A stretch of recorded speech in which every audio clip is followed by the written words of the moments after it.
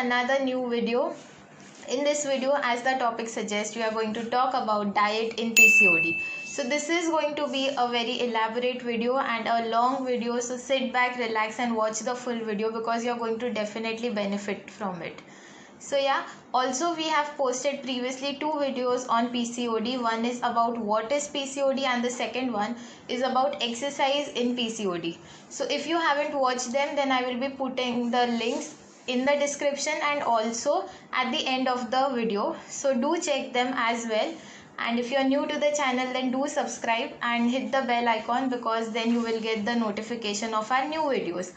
Also, if you like this video, then hit on the like button and share this video with your friends and family and whoever you know who has PCOD. Okay? So now let's get into the video.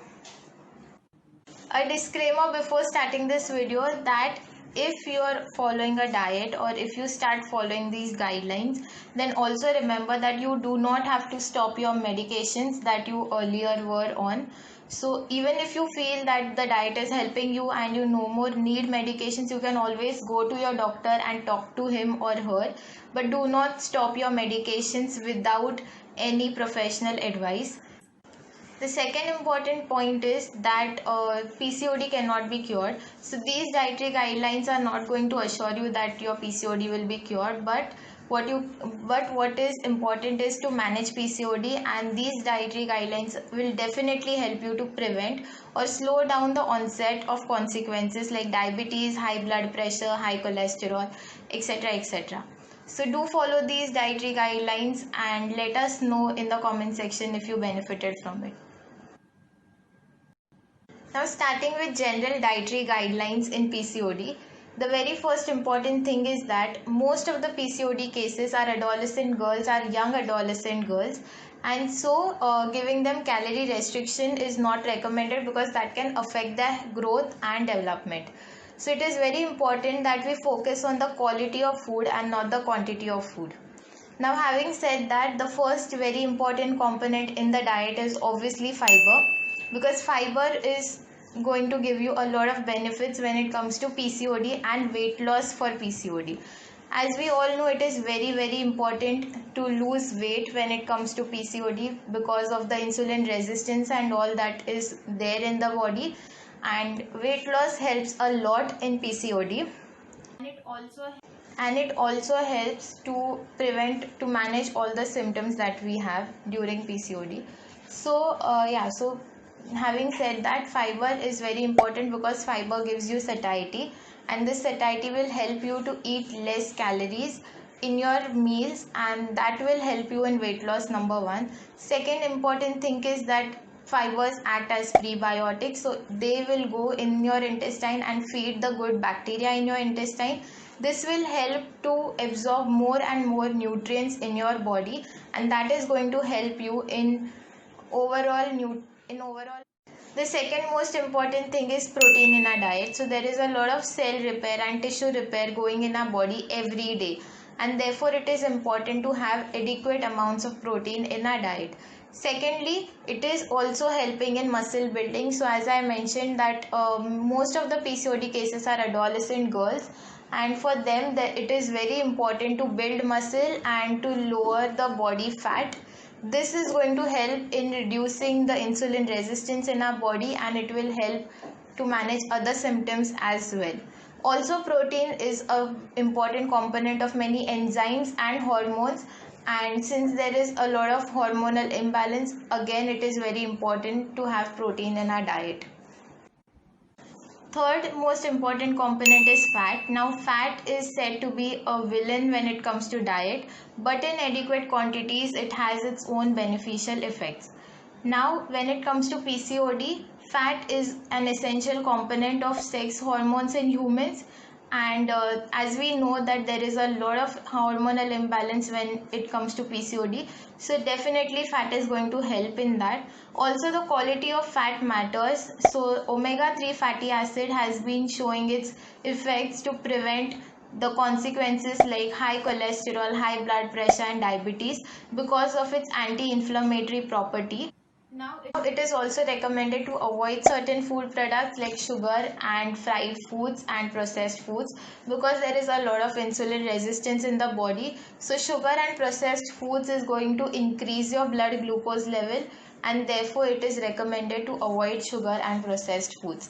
Moving on to fried foods, as I mentioned, fat is very important for the body, but in adequate amount. So it is not recommended that you have fried foods or foods which have a lot of fat in it, like pickles, papad, fries, etc. When it comes to diet, it is very important to add whole grains and cereals to our diet.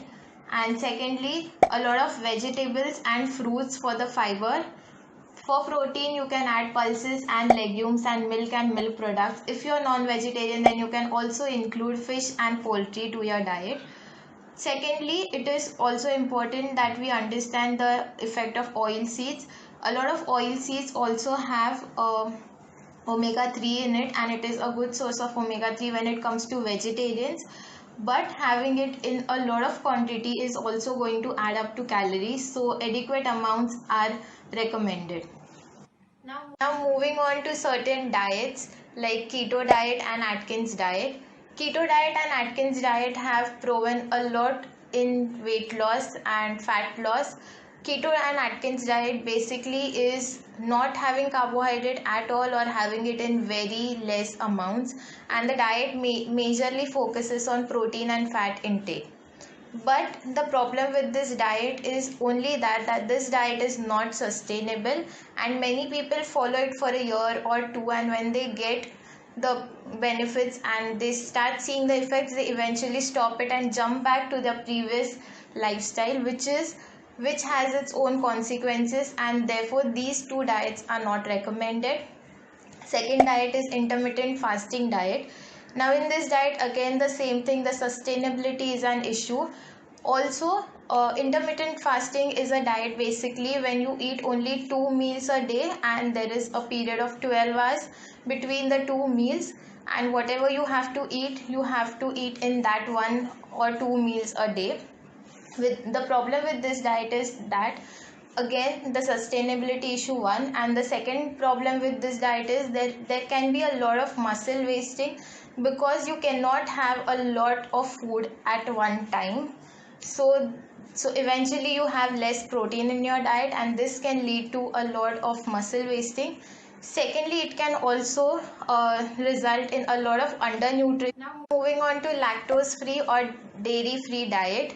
So a lot of people believe that lactose free diet and dairy free diet has its own effects, has its good effects in PCOD and in managing PCOD, but this diet also has its own pros and cons.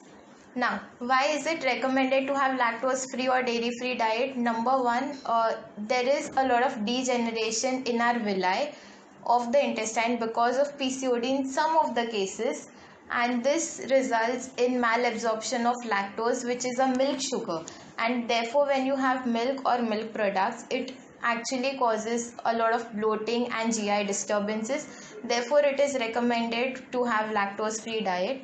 Secondly, animals are injected with hormones, and these hormones, when ingested by us, it actually shows a lot of more hormonal imbalance, and this will affect PCOD cases more.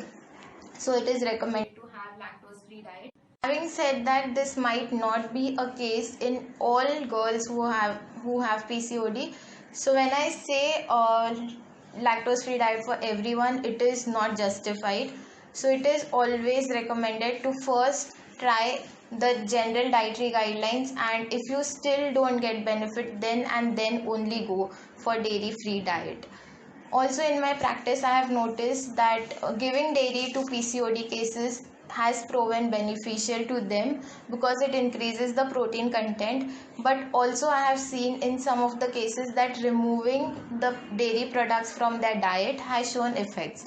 So everybody is different, and you have to understand what your body requires, and for that you also have to go to a qualified dietitian, and you have to take professional advice for whatever dietary changes you want to do.